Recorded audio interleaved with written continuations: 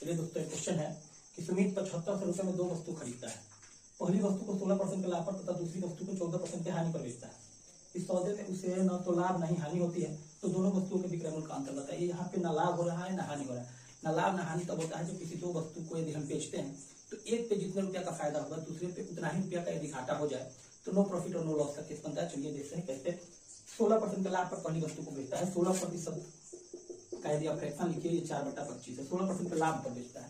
दूसरी वस्तु को बेचता है 14% की हानि पर। 14% का यदि आप फ्रैक्शन लिखिए, 14% की हानि पर बेचता है। 14% होता है 7/50। और 16% के लाभ पर बेचने का मतलब है कि यदि सीपी वस्तु का यदि सीपी 25 है तो बेचा गया है उसको 4 के लाभ पर यानी कि 29 में। दूसरा है कि 14% के हानि पर बेचा गया है, इसका मतलब कि 50 के सामान को 7 के हानि यानी कि 43 में बेचा गया है।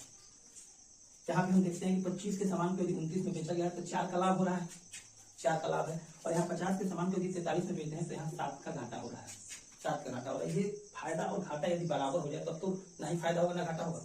दो वस्तुओं को यदि हम बेचते हैं तो एक वस्तु पे जितना रुपया का फायदा हुआ है दूसरी वस्तु पे उतना ही रुपया का घाटा हो जाए तो ना ही फायदा होगा ना ही घाटा होगा। तो ये तो बराबर है नहीं, हम इसको बराबर करेंगे। बराबर करने के लिए ऊपर 7 से गुना कर देंगे और नीचे 4 से। अब इस रेशियो में हम 7 से गुना कर देंगे और इस रेशियो में हम 4 से गुना कर देंगे। 7 से गुना कीजिएगा इसको, 25 7 175 और 25 में यदि हम 29 से गुना कर दें 203 आएगा। 4 से गुना करें 50 में तो 50 चौके 200 और 4 से यदि हम 43 में गुना करते 4 3 12 के 2 आया 1 और 4 चौके 16 और 1 17 172। अब आप देखिए यहाँ पे 175 के सामान को यदि 203 में बेचा गया है तो यहाँ 25 और 3 28 का फायदा हो रहा है और यहाँ 200 के सामान को 172 में बेचा गया है तो 28 का घाटा हो रहा है। तो 28 का फायदा हुआ, 28 का घाटा हुआ तो ना ही फायदा होगा ना ही घाटा होगा। अब चलिए हम देखते हैं, बोला गया है कि दोनों वस्तुओं को खरीदा गया है 7500 में। हमारे हिसाब से तो ये सीपी है दोनों वस्तु का 175 और 200, कुल मिला के 375। हमारे हिसाब से 375 रेशियो में खरीदा गया है, लेकिन सवाल में बोला है कि नहीं 75 100 में खरीदा गया है, 75 100 में खरीदा गया।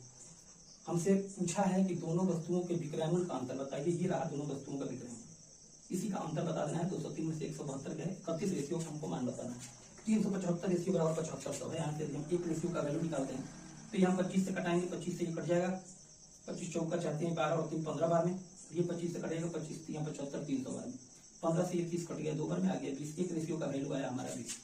हमको दोनों वस्तुओं के विक्रय मूल्य का अंतर बताना है। 203 और 172 का अंतर है 31 रेशियो। तो हमको बता देना है यहाँ से 31 रेशियो का मान। एक रेशियो बराबर 20 तो 31 रेशियो बराबर हो गया 20 गुना 31। गुना कर लेंगे, 2 एकम 2 और 3 दूनी 6, 620 रुपया। ऑप्शन नंबर डी बिल्कुल सही आंसर है। यदि क्वेश्चन आपको समझ में आया तो वीडियो को लाइक कीजिए और चैनल को सब्सक्राइब कीजिए। धन्यवाद।